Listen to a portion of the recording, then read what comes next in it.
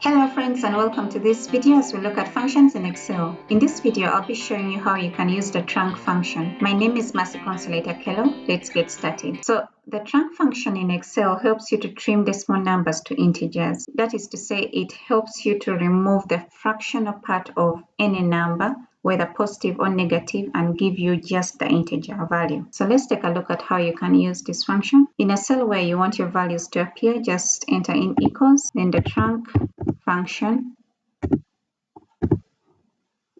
Then the first argument you're entering is mandatory, that is the number you want to trim, and then the next is the number of digits you want to trim it to. The default is 0. Let's just close the brackets and press enter. And when we double click on the fill handle, we should be able to autofill the rest. So as you can see, all your decimal values here have been converted into integers. So that has been it for this video. If you've enjoyed the content, please give the video a thumbs up, share with your friends, and subscribe to the channel so that you're updated on new videos once they're released. Thank you and happy learning.